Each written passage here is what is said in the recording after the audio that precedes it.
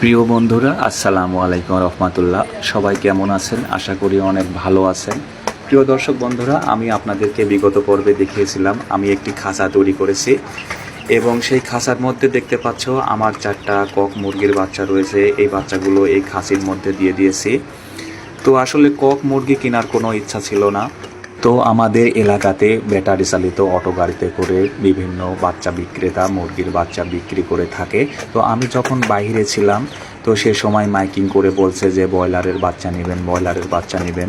তো আমার 2টা ছেলে আগ্রহ করে 4টা ব্রয়লার মুরগির বাচ্চা কিনেছিল 200 টাকা দিয়ে। তো প্রিয় বন্ধুরা, আমি বাসায় গিয়ে যাওয়ার পর দেখি আসলে ওইগুলো ব্রয়লারের বাচ্চা নয়, ওগুলো আসলে কক মুরগির বাচ্চা এবং এই বাচ্চাগুলো আকারে একেবারে খুব ছোট ছিল, মানে বলতে গেলে সি গ্রেডের বাচ্চা। অথচ তারা প্রতারণা করে বাড়ি বাড়ি এই মুরগিগুলো বাচ্চা বিক্রি করে দিয়েছে।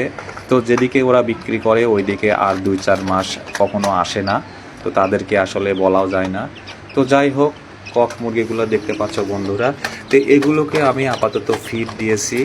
তো বাসায় কিছু মূলার শাক ছিল, সেই শাকগুলো একটু সুতা দিয়ে বেঁধে দিয়েছি, দেখতে পাচ্ছ বন্ধুরা। তো মুরগি আসলে ফিডের পাশাপাশি সবুজ শাকসবজি খেতে অনেক পছন্দ করে, সেটা আপনারা অবশ্যই জানেন। বিশেষ করে আপনার ডাঁটা শাক, লাল শাক, পুঁই শাক, পালং শাক এগুলো খেতে অনেক পছন্দ করে এবং শীতকালে প্রচুর পরিমাণে বাঁধাকপি পাওয়া যায়। এই বাঁধাকপিও কিন্তু মুরগি অনেক পছন্দ করে থাকে, প্রিয় দর্শক বন্ধুরা।